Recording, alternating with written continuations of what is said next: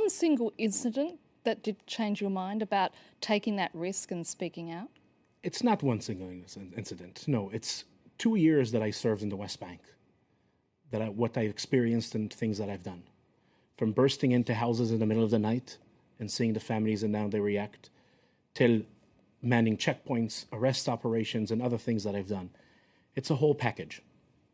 And when you reached that point, were you revolted by what you had witnessed? I mean, once you started to explore all those past incidences, did you start rethinking the whole package? Yeah, definitely yes. I think mainly for me was learning things about myself way before about the big politics. I went through my service believing that I'm a good guy and that we are the good side. And suddenly I discovered what we've done and what I took part in.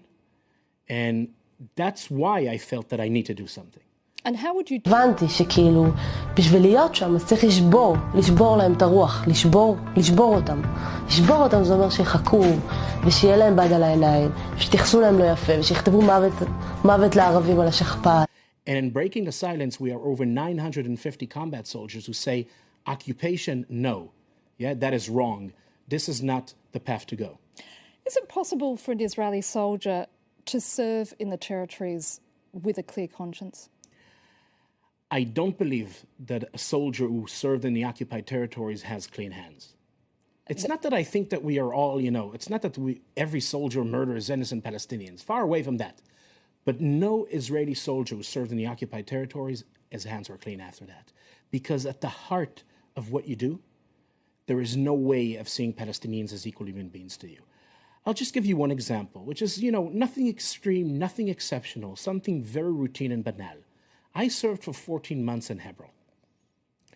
Right now in Hebron, as we are sitting here and having this discussion, there are 2 military patrols that their job is to do what we call in the military to make our presence felt. What does it mean? The military logic says this. If Palestinians will get the feeling that the IDF is all the time everywhere, they'll be afraid to attack. So what do to give them this feeling? You make your presence felt. You start your night shift patrol. 10 o'clock till 6 o'clock in the morning, 8-hour shift. You walk in the streets of the old city of Hebron. Break into a house, Palestinian house, of course. Not a house we have intelligence about. I'm the sergeant. I lead the patrol. I choose a random house. Wake up the family, men one side, women the other side. Search the place. You can yourself imagine the dynamics, yeah? Climb to the roof, jump from one roof to another, come out through another house, wake up the family. And basically that's how you pass your 8-hour shift. 24 hours a day, 7 days a week. From September 2000 when the second Intifada started, till today, now. It didn't stop for 1 second. Yeah, the idea is that every Palestinian will feel the military is right here. You don't know when we're going to show up, what we're going to do, when it's going to end, how it's going to look like. It's to do what we call in the military, ליצור תחושת נרדפות, to create the feeling of being persecuted. Now, when this is your mission, again, this is not an action of a rogue soldier or officer. This is your mission. There is no way of doing it nice.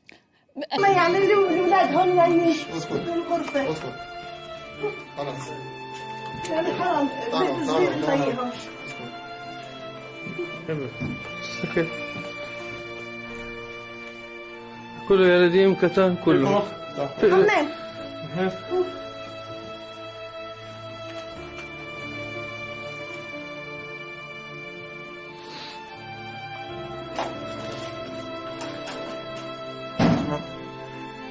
نايف نعمان دعم.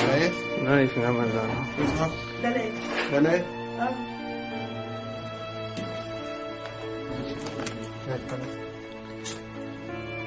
بيمش تخافيش جيش خافيش. هذا عمره شو اسمه 8 سنين. 8 وهذا عمره 11 سنة. 11.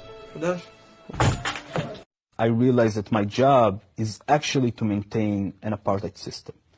Very early on, I understood that the rights that the Jewish settlers have are not the rights that the Palestinians have. I understood that I cannot touch a Jewish settler if he is attacking a Palestinian. The best I can do is call a local police department to come handle it.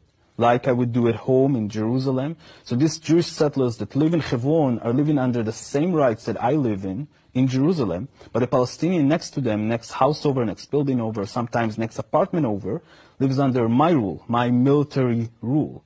And I can do whatever I want with him. I can take his home as a temporary base for a few hours to a few days to a few weeks. I can decide that I'm arresting the people of the house and tying them up to the fence of my base. If we will get an order to demolish their home or just lock their front door and don't let them out into the street their house is on, a street that only Jewish settlers can walk on and Palestinians cannot. So they have to walk through windows to yards, into the other side, into the Kasbah of Hebron.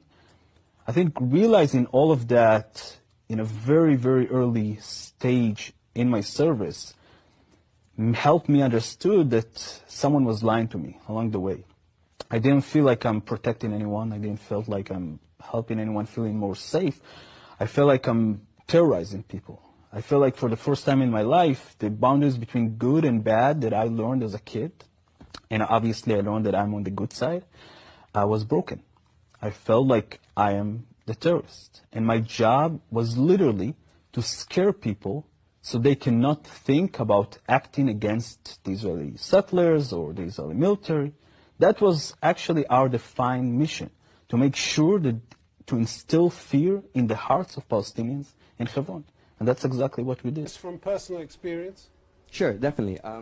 Just the other week, when some border police soldiers were rough with some Christian tourists, another soldier of mine, a colleague, said she couldn't believe what they were doing. I mean, come on, they're people, not they're people, not Palestinians.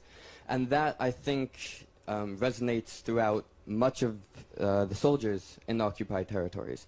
I personally serve in the Jordan Valley, and we can see it every day, how soldiers talk about what they're doing, how they act, how they look at these people not as other human beings, not as someone who's equal, but as someone who's less than them. And to think that, oh no, we can just leave that racism there, we can leave that xenophobia, no, they'll only be racist, they'll only humiliate Palestinians, of course not. And what this motion is how it will affect Israel.